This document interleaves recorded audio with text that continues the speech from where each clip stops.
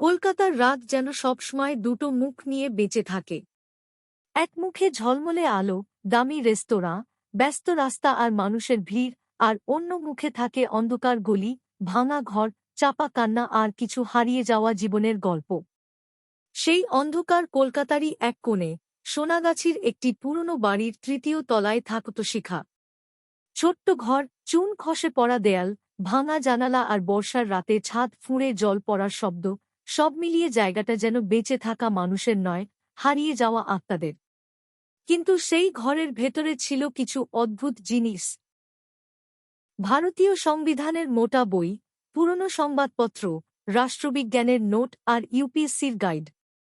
বাইরে থেকে কেউ দেখলে বিশ্বাসই করত না এই ঘরে একজন যৌনকর্মী থাকে। শিখা ছিল তার নতুন নাম। আসল নাম শ্রেয়সী। নদিয়ার এক ছোট গ্রামে জন্ম হয়েছিল তার। বাবা ছিলেন স্কুল শিক্ষক, আর মেয়ের স্বপ্ন ছিল একদিন বড় অফিসার হওয়ার। কিন্তু বাবার হঠাৎ মৃত্যু, সংসারের দারিদ্র্য আর আত্মীয়ের প্রতারণা তাকে একদিন কলকাতার এই অন্ধকার গলিতে এনে ফেলেছিল।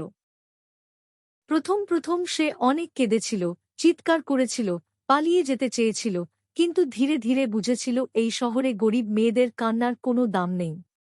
তারপরও সে একটা জিনিস ছাড়েনি, পড়াশোনা। গভীর রাতে কাজ শেষ হওয়ার পরে ক্লান্ত শরীর নিয়ে সে বই খুলে বসত। কারণ বই তাকে মনে করিয়ে দিত সে শুধু একটা শরীর নয়, তার ভেতরেও একটা মানুষ এখনো বেঁচে আছে। এক বর্ষার রাতে তার ঘরে এসেছিল অরিন্দম সেন, রাজ্যের এক সৎ ও কঠোর আইএএস অফিসার। মানুষ হিসেবে ভীষণ ক্লান্ত, কারণ দিনের পর দিন দুর্নীতি, রাজনীতি আর মানুষের মুখোশ দেখে তার নিজের ভিতরটাও শুকিয়ে যাচ্ছিল। ঘরে ঢুকেই তার চোখ আটকে গিয়েছিল বইয়ের তাকের দিকে। তিনি অবাক হয়ে বলেছিলেন, এই বইগুলো আপনার? শিখা ঠান্ডা গলায় উত্তর দিয়েছিল, এখানে সবাই শরীর দেখে, বই দেখে না। কথাটা শুনে অরিন্দম কিছুক্ষণ চুপ করেছিলেন। তারপর ধীরে ধীরে তাদের মধ্যে কথা শুরু হয়েছিল, সাহিত্য, সমাজ, রাজনীতি, গ্রাম বাংলা, মানুষের জীবন, সবকিছু নিয়ে। অরিন্দম বুঝতে পেরেছিলেন মেয়েটির ভেতরে অসাধারণ মেধা লুকিয়ে আছে।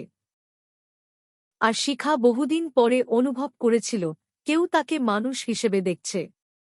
সেই রাতের পর অরিন্দম মাঝে মধ্যে আসতে শুরু করেন। তবে অন্যদের মতো নয়। তিনি বই আনতেন, সংবাদপত্র আনতেন, ইউপিএসসির নোটস এনে দিতেন। একদিন তিনি বলেছিলেন, আপনি চেষ্টা করুন। এই সময়ই তার মা মারা যান। গ্রামের বাড়িতে ফিরে মায়ের নিথর মুখের সামনে দাঁড়িয়ে সে পুরনো একটা খাতা খুঁজে পেয়েছিল। সেখানে ছোটবেলার হাতের লেখায় লেখা ছিল, আমি বড় হয়ে অফিসার হব। সেই কথাগুলো যেন তাকে আবার বাঁচিয়ে তুলেছিল। তারপর সে নতুন করে লড়াই শুরু করেছিল। ফল প্রকাশের দিন কলকাতায় প্রবল বৃষ্টি হচ্ছিল। শিখার হাত কাঁপছিল। কম্পিউটারের স্ক্রিনের দিকে তাকিয়ে সে কয়েক সেকেন্ড নিঃশ্বাস নিতে ভুলে গিয়েছিল। তারপর হঠাৎ কাঁদতে কাঁদতে বলে উঠেছিল, আমি পেরেছি। অরিন্দম ধীরে হেসে বলেছিলেন, অভিনন্দন অফিসার। সেই মুহূর্তে যেন কলকাতার সমস্ত অন্ধকার হেরে গিয়েছিল।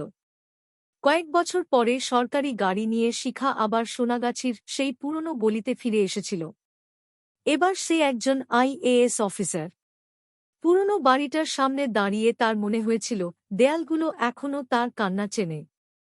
অরিন্দম দূরে দাঁড়িয়ে তাকে দেখছিলেন। শিখা তার দিকে তাকিয়ে বলেছিল, এবার অন্য মেয়েদেরও বের করে আনতে হবে। তারপর শুরু হয়েছিল নতুন লড়াই, যৌনপল্লীর মেয়েদের পুনর্বাসন, শিশুদের স্কুল, স্বাস্থ্য পরিষেবা আর নতুন জীবনের ব্যবস্থা। প্রথমে বাধা এসেছিল, রাজনৈতিক চাপ এসেছিল, কিন্তু এবার শিখা আর ভয় পায়নি। কারণ এক সময় যে সমাজ তাকে বেশ্যা বলে চিনত, সেই সমাজকেই সে নিজের হাতে বদলে দিতে শুরু করেছিল। আর এক সন্ধ্যায় গঙ্গার ধারে দাঁড়িয়ে তার মনে হয়েছিল কলকাতা তাকে দুবার জন্ম দিয়েছে, একবার অন্ধকারে ডুবিয়ে, আরেকবার সেই অন্ধকার ভেদ করে উঠে আসার শক্তি দিয়ে।